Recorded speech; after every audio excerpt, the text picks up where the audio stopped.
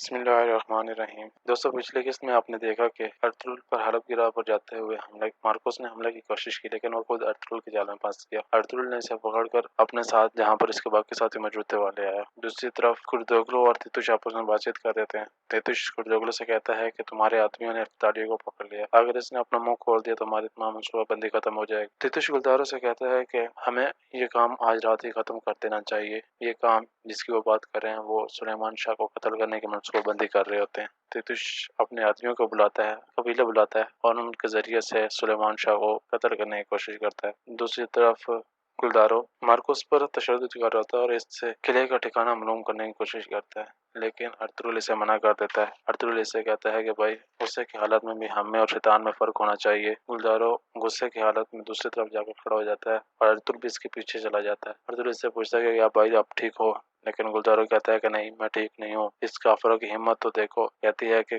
صلیبی تمہارے کئی قبیلوں کو ختم کر دیں گے، تہس نہس کر دیں گے، ایک طرف صلیبی دوسری طرف منگول اور اب یہ حلب کی پریشانی علیحدہ، ہم چاروں طرف سے خطرات میں موجود ہیں۔ ارطغرل اس کے جواب دیتا ہے کہ بھائی یہ سب تو ہمیں معلوم تھا، لیکن ہم نے صحیح طرح سے تیاری نہیں کی۔ یہ سرزمین جو ہمیں ملی ہے یہ ایک جنت ہے، اللہ نے ہمیں ایسی جنت دی ہے جو ہر ایک کی گزر گیا ہے، اس کا انجام کیا ہوگا ہم نہیں جانتے، مگر ہمیں ہر حال میں اللہ کا شکر ادا کرنا چاہیے، ہمیں اللہ کی رضا پر راضی رہنا چاہیے اور اس کی قدر کرنی چاہیے۔ شکر کا یہی تقاضا ہے کہ ہم اٹھتے بیٹھتے اللہ کا ذکر کریں اور ہمارے دل اطمینان سے لبریز ہو۔ اس دوران شاہینہ مارکوس کو گھوڑے کے پیچھے باندھ کر گھوڑے کو دوڑا دیتی ہے اور وہ اس کو پکڑ کر بچا لیتے ہیں۔ پیتریچو اور کارڈینل آپس میں امیر حلب کی شادی کی بات کر رہے ہوتے ہیں کہ یہ شادی مسلمانوں کے لیے ایک خونی شادی ثابت ہوگی۔ حلب کے امیر العزیز حلیمہ سے بات چیت کرنے آتے ہیں اور اس سے پوچھتا ہے کہ میرے دل میں تھا وہ میں کسی سے نہ کہہ سکا۔ حلیمہ اسے جواب دیتی ہے کہ میں صرف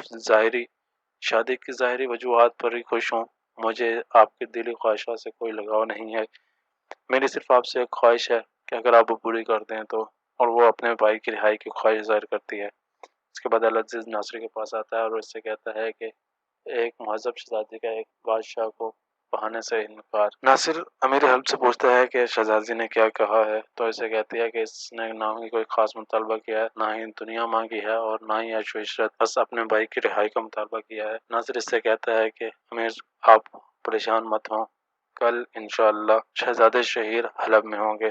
ناصر کہتا ہے کیا یہ ممکن ہے؟